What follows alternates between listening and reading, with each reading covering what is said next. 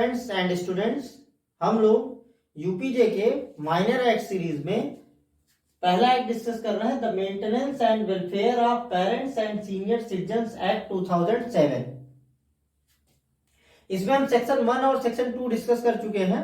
हाँ, पिछले लेक्चर में एक गलती ये हो गई थी कि जो डेफिनेशन क्लास है वो इसका सेक्शन 2 है, वहां पे गलती से सेक्शन 3 लिख उठा था, तो उसको आप लोग अपने स्तर पे करेक्ट कर लीजिएगा।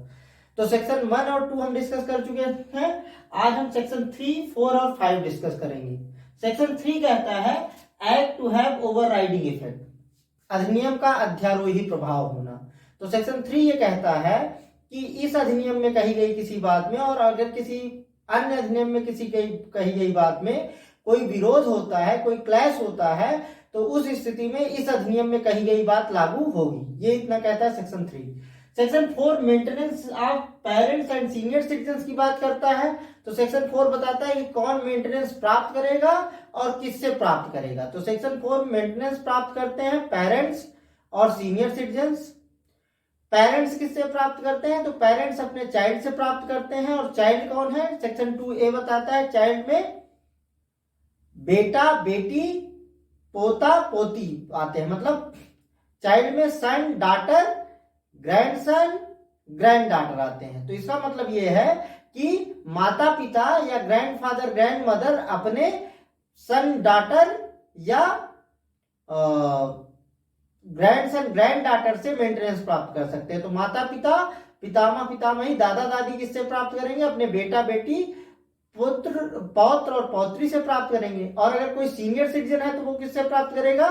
तो सीनियर सिटीजन है तो वो प्राप्त करेगा अपने रिलेटिव से प्राप्त करेगा। कितना अमाउंट प्राप्त करेगा? तो ये कोई निश्चित अमाउंट नहीं बताता है, वो ये बताता है कि वो अमाउंट होना चाहिए जिससे कि वो एक सामान्य जीवन जी सके। और ये किस स्थिति में? जबकि उनके अपने मीन्स ऑफ अर्निंग, मतलब जो भी सीनियर सिटीजन या पेरेंट्स हैं, जब उनके अपने मीन्स ऑफ अर्निंग इतने नहीं है कि वो उससे अपने को मेंटेन कर सके या उनकी प्रॉपर्टी उनको मेंटेन करने के लिए पर्याप्त नहीं, तभी वो मेंटेनेंस प्राप्त कर पाएंगे, अदरवाइज नहीं।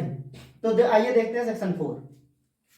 सेक्शन 4 बात करता है maintenance of parents and senior citizens if they are unable to maintain them by their own earning or property. Parents और सीनियर सिटीजन्स तभी मेंटेनेंस प्राप्त करने के हकदार होंगे जब अपनी अर्निंग या अपनी प्रॉपर्टी से वो अपने आप को मेंटेन करने में सक्षम नहीं है। तो उसके आगे किससे पाएंगे? तो चिल्ड्रन से पाएंगे। और चाइल्ड को कहां डिफाइन किया गया है? सेक्शन 2A में। और सेक्शन 2A बताता है चाइल्ड में सन, डॉटर, ग्रैंडसन, ग्रैंड डॉटर आता है, मतलब बेटा, बेटी आता है, पौत्र, पौत्री आता है। अगर सीनियर सिटीजन, ये तो पेरेंट्स हो गए, अगर चाइल्ड सीनियर सिटीजन है तो वो किससे पाएगा? तो वो रिलेटिव से पाएगा।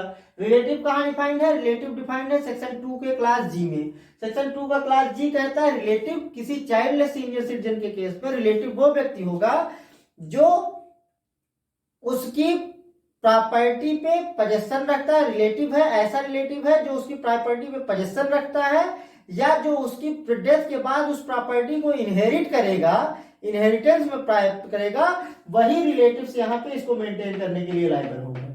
मतलब ऐसा रिलेटिव जो सीनियर सिटीजन की प्रॉपर्टी पे एक्चुअल पोजेशन रखता है वो, या ऐसा रिलेटिव जो सीनियर सिटीजन की डेथ के बाद उसकी प्रॉपर्टी को पाएगा इनहेरिटेंस में, वो इसको मेंटेन करने के लिए लायबल है। और अगर इनकी संख्या 1 से अधिक है तो ये सभी इसको मेंटेन करने के लिए लायबल हैं। हाँ, वो प्रोपोर्शनेटली कंट्रीब्यूट करेंगे, मतलब आनुपातिक रूप से कंट्रीब्यूट करेंगे, मतलब जितने लोग होंगे उस हिसाब से वो कंट्रीब्यूट करेंगे। और अगर इसमें यहाँ पे पेरेंट्स को या सीनियर सिटीजन को किसी एक के पास भी राइट जाने का राइट है, वो चाहे तो सबके अगेंस्ट जा सकते हैं या 1-2 के अगेंस्ट जा सकते हैं या किसी एक के अगेंस्ट जा सकते हैं। लेकिन अगर ये किसी एक के अगेंस्ट जाएंगे पेरेंट्स या सीनियर सिटीजन और संख्या 1 से अधिक है जिनसे मेंटेनेंस देना है, मतलब बेटा, बेटी या रिलेटिव संख्या 1 से अधिक है, तो जिसके अगेंस्ट ये जाएंगे वो अदर लोगों को इम्प्लीड कर सकता है, मतलब उनको भी कोर्ट से प्रेयर कर सकता है कि इनको भी प्रॉपर्टी बनाया जाए और इनके खिलाफ भी आदेश जारी किया जाए। अमाउंट क्या होगा? तो अमाउंट कहता है it extends to the fulfilment of such needs so that they can live a normal life. ये कोई अमाउंट नहीं बताता है, वो कहता है इतना मेंटेनेंस दिलाया जाएगा जिससे वो एक नॉर्मल लाइफ जी सके। ये इतनी बात कहता है section 4। Section 5 application for maintenance की बात करता है। तो मेंटेनेंस के लिए एप्लीकेशन कहाँ दिया जाएगा? तो जो एप्लीकेशन के लिए मेंटेनेंस दिया जाता है वो मेंटेनेंस ट्रिब्यूनल में दिया जाता है। मेंटेनेंस ट्रिब्यूनल कॉन्स्टिट्यूट होता है सेक्शन 7 में, उसको हम लोग आगे पढ़ेंगे। तो जो एप्लीकेशन मेंटेनेंस के लिए है वो मेंटेनेंस ट्रिब्यूनल में दिया जाएगा। कौन देगा? पेरेंट्स दे सकते हैं, सीनियर सिटीजन दे सकते हैं स्वयं जाके, या एनी पर्सन और ऑर्गेनाइजेशन असाइड बाय देम जा सकता है ट्रिब्यूनल के पास मेंटेनेंस के लिए, या ट्रिब्यूनल सो मोटो भी कॉग्निजेंस ले सकता है। मतलब 3 स्थितियां हैं।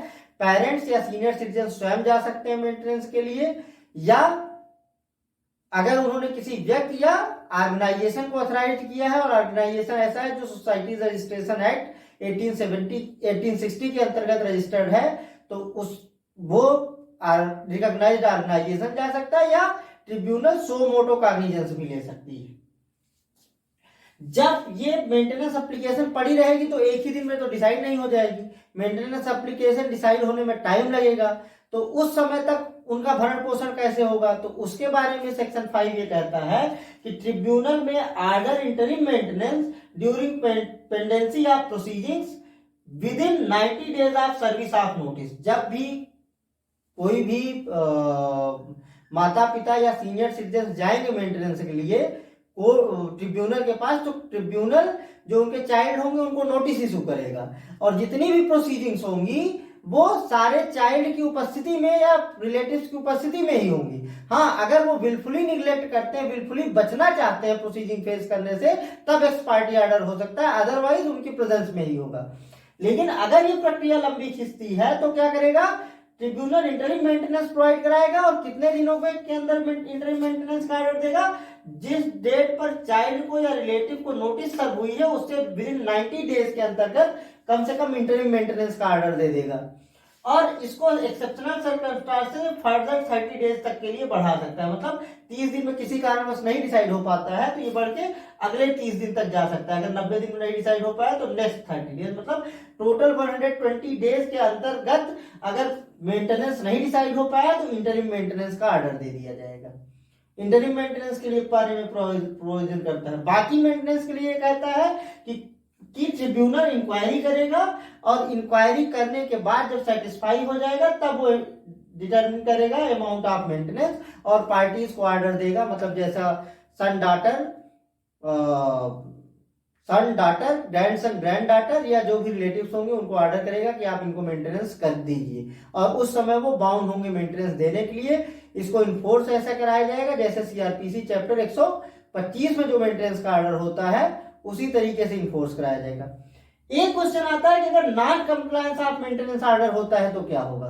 तो ये कहता है अगर मेंटेनेंस ऑर्डर का कंप्लायंस नहीं होता है तो उस स्थिति में ये जो ट्रिब्यूनल होगा वो 1 मंथ इंप्रिजनमेंट दे सकता है नॉन कंप्लायंस की स्थिति में। तो ये मेंटेनेंस पे सेक्शन 3, 4, 5 पे हमारा डिस्कशन कंप्लीट होता है। मिलते हैं अगले लेक्चर में जल्दी ही। तब तक के लिए हमसे जुड़े रहें, और हमारा ये वीडियोस पसंद आ रहे हो आपको तो इसको लाइक करिए, और लोगों के साथ शेयर भी करें ताकि उन तक भी पहुंच सके, और कोई आपका सुझाव हो तो वो भी दे सकते हैं। और अगर अभी आपने हमारे चैनल को सब्सक्राइब नहीं